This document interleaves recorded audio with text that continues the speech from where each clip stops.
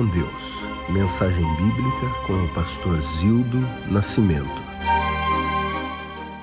Nesta manhã eu quero compartilhar uma palavra que Deus falou muito ao meu coração durante esses tempos, esses dias. E você conhece muito bem esta palavra, é um texto muito conhecido, mas que vale a pena a gente refletir um pouquinho daquilo que Deus tem a falar no nosso coração nesses dias. Eu quero falar sobre o caminho da restauração. E o texto que eu quero ler é 2 Crônicas, capítulo 7, do verso 11 ao verso 15. O texto de 2 Crônicas, capítulo 7, do verso 11 ao verso 15, que a palavra de Deus diz assim: Quando Salomão acabou de construir o templo do Senhor e o palácio real, executando tudo o que tinha em mente realizar no templo do Senhor e em seu próprio palácio, o Senhor lhe apareceu de noite e disse: Ouvi a sua oração e escolhi este lugar para mim como um templo para sacrifícios. Se eu fechar o céu para que não chova, ou mandar que os gafanhotos devorem o país, ou sobre o meu povo enviar uma praga, mas se o meu povo, que se chama pelo meu nome, se humilhar e orar, buscar a minha face e se afastar de seus maus caminhos, dos céus eu ouvirei, perdoarei o seu pecado e curarei a sua terra. O povo de Israel, você sabe muito bem disso, viveu momentos gloriosos, momentos que deveriam ser celebrados, para que ninguém pudesse esquecer tudo aquilo que Deus havia feito por aquele povo. Momentos como a abertura do Mar Vermelho, que foi a libertação ali do povo de Israel, do povo que saiu do Egito. Momentos das provisões de Deus ao longo do deserto, a água, a comida, as roupas, os sapatos. Momentos como a travessia do Rio Jordão também, a divisão das terras e as vitórias estabelecidas em cada parte da terra. Mas não existe um momento maior do que esse da consagração do templo. Porque naquela época era no templo que Deus se manifestava. E ali então houve uma grande consagração. E o povo então se reuniu naquele lugar, naquele momento. E quando Salomão então edificou aquele templo ao Senhor, ele ora. E olha só o que aconteceu aqui no verso 1, com a oração de Salomão, dedicando aquele templo ao Senhor. Diz assim: Assim que Salomão acabou de orar, desceu fogo do céu e consumiu o holocausto e os sacrifícios, e a glória do Senhor encheu o templo. E naquele momento a Bíblia nos diz aqui nos versículos seguintes, que os sacerdotes não conseguiram entrar no templo, tamanha era a glória do Senhor naquele lugar. A glória do Senhor tomou completamente aquele ambiente, aquele templo. E diz ainda que todo o povo, vendo tudo aquilo acontecendo, vendo o fogo, vendo a glória de Deus descendo, eles se ajoelharam e começaram a cantar uma canção simples, uma canção de apenas uma frase, que diz assim: O Senhor é bom e o seu amor dura para sempre. Então eles adoraram a Deus apenas com essa frase, apenas com esse refrão, repetido várias vezes. E Deus então tomou conta daquele lugar, a sua glória encheu aquele lugar, de tal maneira que os sacerdotes não conseguiam entrar, porque a glória de Deus estava tomada naquele lugar. E foi nessa conjuntura que Deus então aparece em sonho a Salomão e diz isso que eu acabei de ler: Salomão, mesmo que eu venha fechar o céu para que não chova, mesmo que eu mande os gafanhotos devorarem o país, ou mesmo que eu envie uma praga para consumir o país, mesmo assim, se o meu povo, que se chama pelo meu nome, se humilhar e orar, e buscar a minha face, e se afastar dos seus maus caminhos, dos céus eu ouvirei, perdoarei o seu pecado, e sararei ou curarei a sua terra. Então Deus, Ele apresenta aqui um caminho para a restauração, um caminho para a cura. Ele apresenta aqui um caminho para a sua visitação. E esse tempo que nós estamos vivendo é um tempo que nós precisamos muito de restauração, muito de cura. E não somente cura física, mas precisamos da cura espiritual, nós precisamos da cura da alma. Nós precisamos urgentemente de Deus, buscar a Deus, porque muitos se afastaram, porque muitos começaram a pecar e realizando coisas que desagradam muito a Deus. Então nós precisamos dessa restauração. E eu imagino que quando você olha para você mesmo, você sabe que precisa de restauração em alguma área da sua vida. Se você está próximo a Deus, você tem a consciência que você precisa buscar mais e mais a Deus todos os dias. Agora, se você está um pouco afastado de Deus, então mais que urgentemente você precisa buscar a Deus, porque só nele há restauração. Só Ele pode preencher o vazio da alma humana. Só Ele pode trazer cura, só Ele pode trazer a restauração que tanto nós precisamos. E olha só que coisa interessante aqui nesse texto que nós lemos, que esta cura, essa restauração, essa visitação de Deus, ela precisa de uma crise. Isso mostra que a crise existe para todas as pessoas, e mostra também que a crise nunca foi um impedimento para Deus agir. E o verso 13 aqui descreve então a situação que estava o povo naquela época, e mostra então que a situação deles não era uma situação boa. A cena descrita aqui é de um caos na economia daquele povo, que vivia quase que exclusivamente da pecuária e da agricultura. Ali, a falta da chuva, o enxame de gafanhotos, ou a praga na lavoura. E aí no verso 14, então Deus mostra qual é o caminho para que eles pudessem então desfrutar dessa restauração, dessa cura e da visitação dele. E o caminho proposto por Deus para a restauração daquele povo é o mesmo caminho proposto para mim e para você em nosso tempo. E aqui tem 4 verbos de ação que nós precisamos colocar em prática, que diz humilhar, orar, buscar e afastar. E esses 4 verbos de ação são respondidos por Deus da seguinte forma: Deus dizendo, eu vou ouvir, eu vou perdoar e eu vou curar. Mas nada disso, e eu sempre tenho dito isso, nada disso acontece aleatoriamente. Existe um preço a ser pago, existe um caminho que tem que ser percorrido. Então qual é o caminho aqui da restauração? A primeira lição desse texto, o primeiro passo para o caminho da restauração, é resgatar a nossa identidade espiritual. O verso 14, a parte A diz assim: se o meu povo que se chama pelo meu nome. Esse verso 14 aparece aqui, ou começa com uma expressão condicional, de se o meu povo. As coisas com Deus, como eu disse, não acontecem aleatoriamente, elas seguem um desígnio de Deus. Deus é um Deus de desígnio, Deus é um Deus de decretos. E entre os decretos de Deus, existe o decreto condicional e o incondicional. O decreto incondicional são as coisas comuns da nossa vida, como a noite vai surgir, a noite vai passar, amanhã vai ter sol em algum lugar, amanhã pode chover em algum lugar, um dia vai chover, são coisas normais que vão acontecer. No entanto, meu irmão, minha irmã, existem também os desígnios de Deus que são totalmente condicionais. Por isso nós encontramos na Bíblia o se me ouvir, se me buscar, se me clamar, se me quiserem, se me amar, se vocês abrirem o coração, se jejuar, se orar, se. E essa é uma lei divina, inalterável, a lei da semeadura. Você tem que semear, e se você semear, você vai colher. E aqui também aparece uma verdade absoluta, de que quando nós fazemos a nossa parte, Deus faz a parte dele, e ele nunca falha no cumprimento da sua parte. Então faça a sua parte fielmente, de forma perseverante, na certeza de que Deus cumprirá a parte dele, mas você precisa fazer a sua parte. E aí diz: se o meu povo, que se chama, aqui está falando de um povo, está falando de uma identidade. Identidade é aquilo que você é o seu jeito de ser, são as suas características. E identidade espiritual é aquilo que você é em Cristo. A Bíblia diz que Deus nos criou à sua imagem e semelhança, e o desejo de Deus foi sempre ter comunhão com o ser humano. Mas veio o pecado, e o pecado manchou essa identidade. Mas Jesus veio e reconstruiu essa identidade em nós. Então quando você entrega a sua vida a Cristo, você é selado, você é marcado com o Espírito Santo de Deus, e essa identidade de Cristo então é restaurada na sua vida. Mas todas as vezes que você peca, todas as vezes que você se afasta, você mancha essa identidade. Mas diz aqui: se o meu povo, que se chama pelo meu nome. Essa é uma referência também da identidade daquele povo. O povo de Israel era chamado povo de Deus, e Deus então tinha um chamado especial para aquele povo. E o chamado é que eles seriam povo de Deus para serem proclamadores das boas novas de Deus, e através deles outros povos iriam conhecer a Deus. Mas eles falharam, ou perderam de vista esse sublime chamado, perderam de vista a razão para a qual eles foram criados, foram chamados.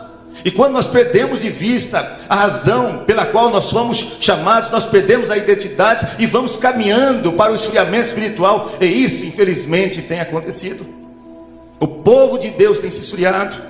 Então é hora de resgatar tudo isso, é hora de restaurar tudo isso, é hora de sermos aquilo para o qual nós fomos chamados para ser, de fato. Jesus fala sobre esse chamado também. Ele fala sobre essa identidade de cristãos. Lá em Mateus capítulo 5, no Sermão do Monte, ali no versos 13 a 16, ele diz: vocês são o sal da terra e a luz do mundo. Diz assim: mas se o sal perder o seu sabor, como restaurá-lo? Não servirá para mais nada, exceto para ser jogado fora e pisado pelos homens. Vocês são a luz do mundo. Não se pode esconder uma cidade construída sobre um monte. E também ninguém acende uma lâmpada e a coloca debaixo de uma vasilha. Pelo contrário, coloca no lugar apropriado, e assim ilumina a todos que estão na casa. Assim brilhe a luz de vocês diante dos homens, para que vejam as suas boas obras e glorifiquem ao Pai de vocês que está nos céus. É muito simples. O que Jesus está falando aqui é resgatar a razão para a qual nós somos chamados, que é ser luz do mundo. O apóstolo Paulo fala sobre isso também lá em Efésios. Em Efésios capítulo 4 ele fala várias coisas, e ele conclui ali no capítulo 5, no verso 8, dizendo: vivam como filhos da luz. Mas meus irmãos, se nós estivermos distantes disso, como nós faremos diferença nesse mundo em que estamos? Como representaremos Deus? Como iremos dar sabor? Como iremos brilhar no meio das trevas? Como iremos anunciar? Como seremos representantes de Deus nessa terra?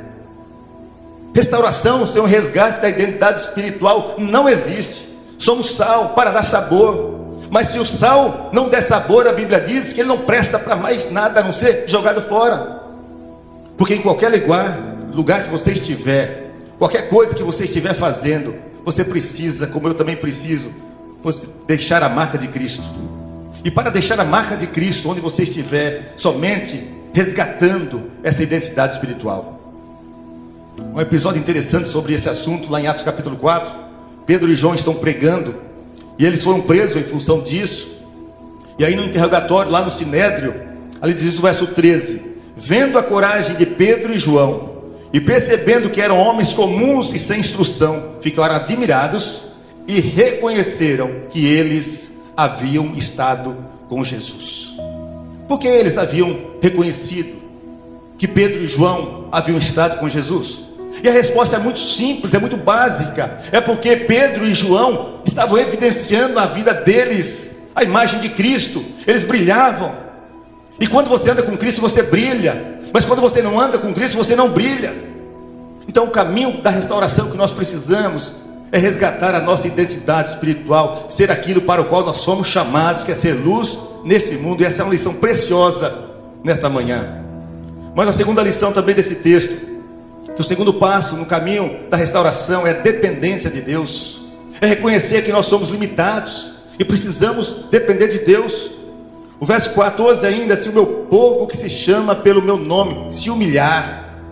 Humilhar aqui vem do latim humiliare, e dessa palavra também surgiu a palavra humus, que significa terra. Então o sentido aqui é rebaixar, estar subjugado, é abaixar a arrogância. Humilhar, portanto, significa estar abaixo de alguém. É reconhecer que sozinhos nós não somos nada, nós não alcançamos nada, nós precisamos de Deus.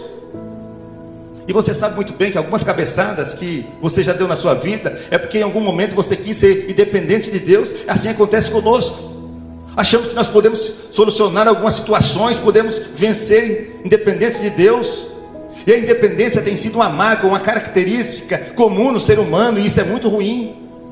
Mas nós precisamos viver totalmente dependentes de Deus, porque fora disso nós não somos nada. Mas muitas vezes algumas pessoas não querem viver na dependência de Deus, porque viver na dependência de Deus requer renúncia, requer submissão, requer obediência. Em João 15 Jesus deixa isso muito claro, quando ele diz: sem mim vocês não podem fazer absolutamente nada.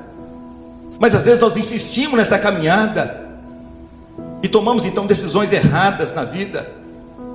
E o motivo pelo qual muitas pessoas ainda andam angustiadas é porque insistem em dar conta da vida sozinhos e não conseguem.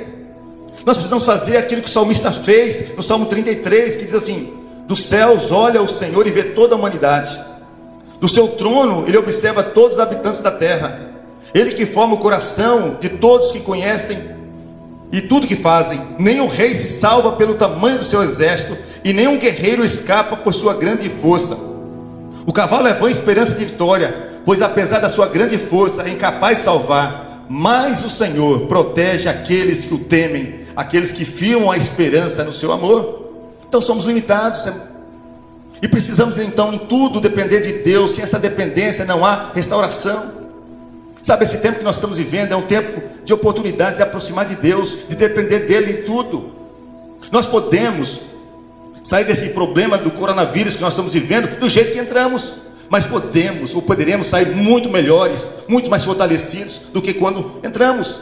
Mas para isso é preciso que cada um de nós reconheça a sua limitação e a dependência do Senhor. Mas outro passo aqui também no caminho da restauração é orar intensamente. É oração. O verso 14 diz assim: se o meu povo, que se chama pelo meu nome, se humilhar e orar. Agora escuta bem essa verdade: nós só conseguimos ficar de pé se nós ficarmos de joelhos. Deus pode agir sem a minha, sem a sua oração? Claro que pode. Ele é onipotente, mas Ele, na sua soberania, Ele escolheu agir em resposta à oração do seu povo.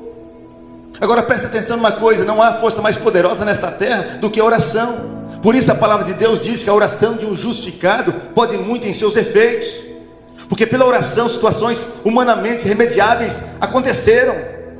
Ana era estéril, orou e Deus a fez engravidar. Moisés, com as mãos levantadas, orava e Deus então deu vitória ao seu povo.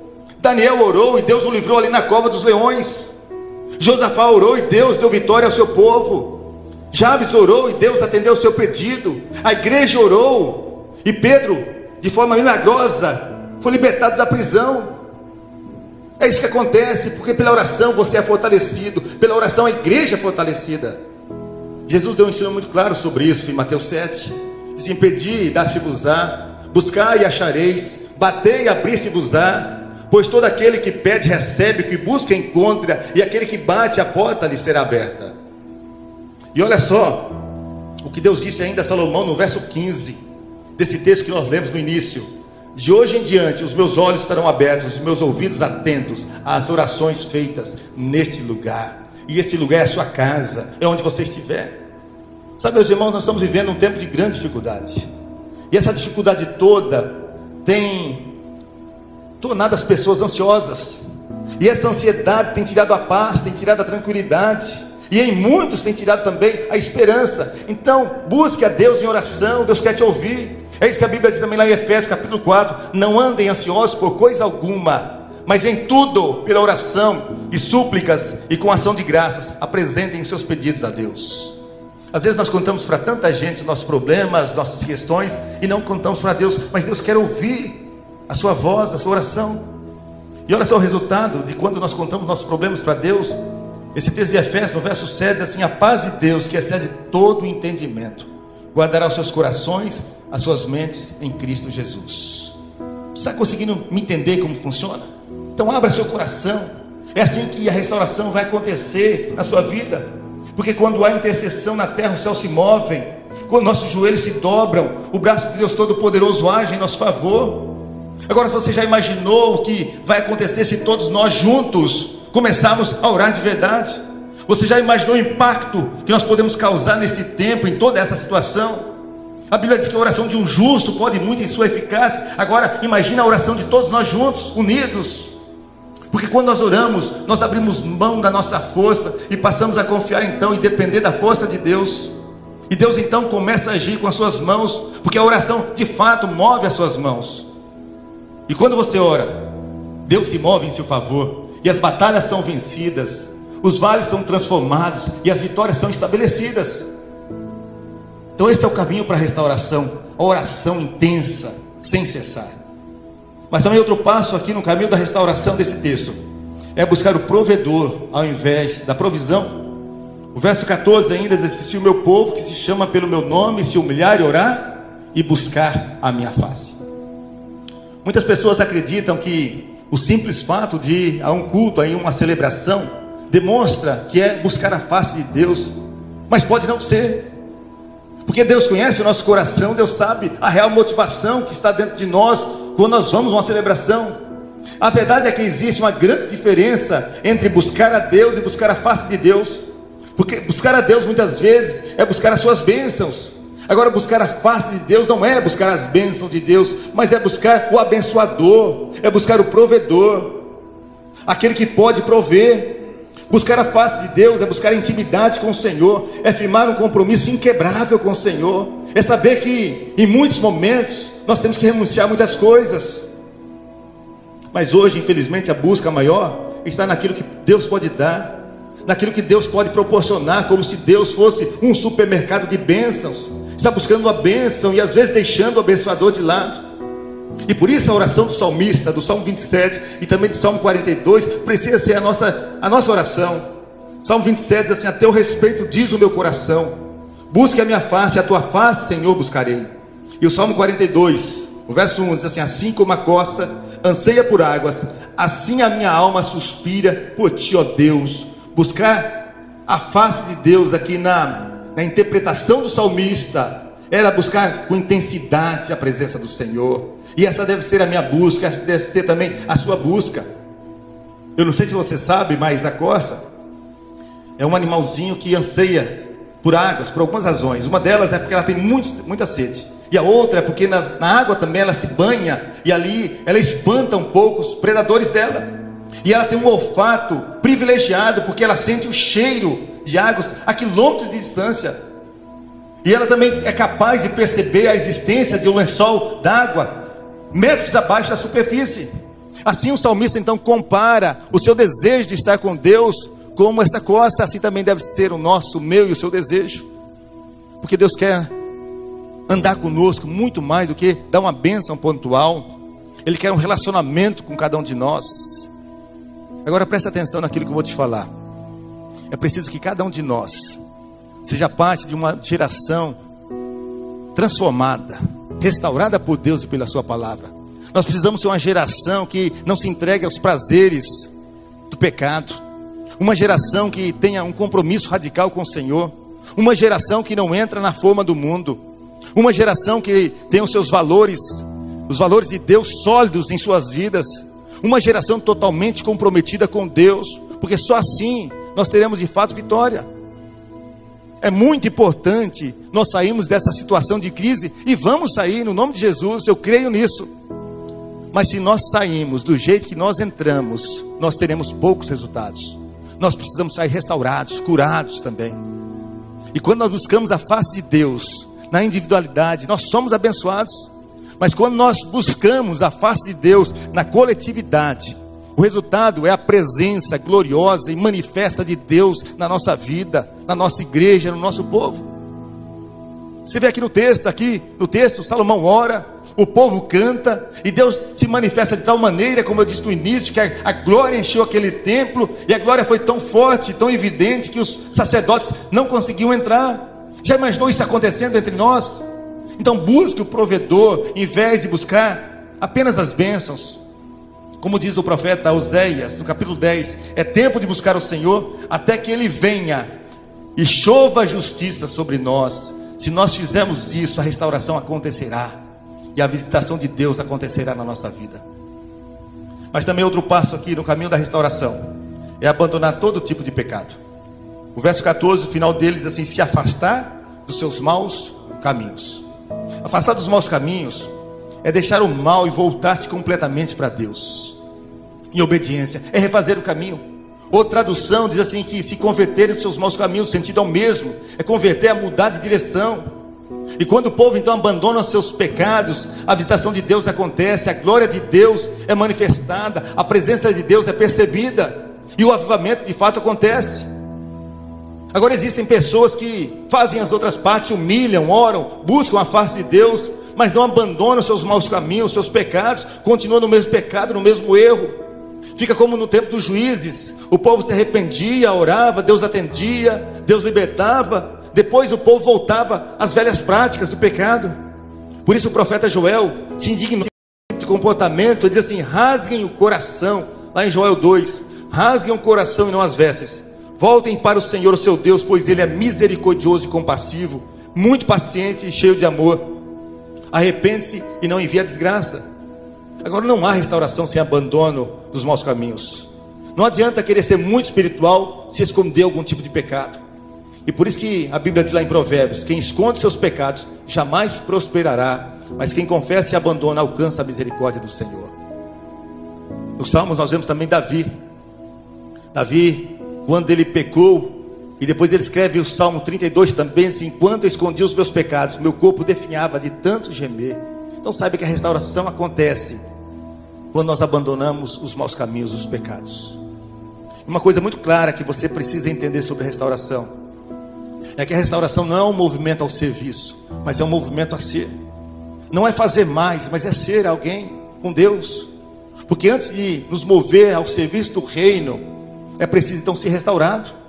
Porque senão, o nosso serviço não tem valor algum.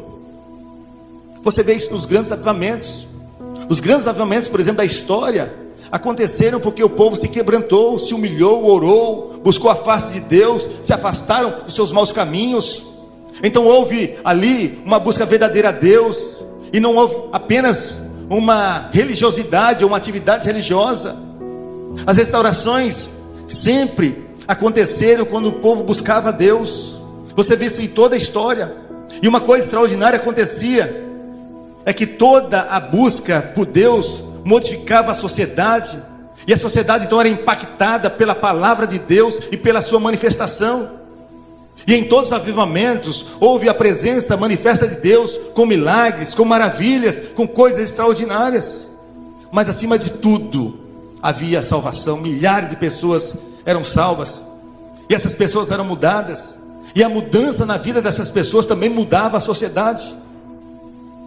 E todas essas coisas aconteciam porque havia uma busca ao Senhor. E tudo isso que acontecia testificava aquilo que está no texto, aquilo que nós lemos aqui. Quando buscamos a Deus, Ele verdadeiramente sara a nossa terra. Que Deus te abençoe, que Deus abençoe a sua família, para que todos nós possamos experimentar de fato a restauração, a cura e a visitação de Deus na nossa vida, na nossa família, na nossa cidade, na nossa nação, no nome de Jesus, amém. Nós vamos cantar uma canção agora. Eu gostaria que você cantasse essa canção conosco, uma canção que diz assim: se o trovão ou o mar se erguendo vão, sobre as tempestades eu voarei. Esse é o nosso desejo, essa é a nossa busca, essa é a nossa fé, estabelecida sempre no Senhor. Vamos louvar ao nosso Deus.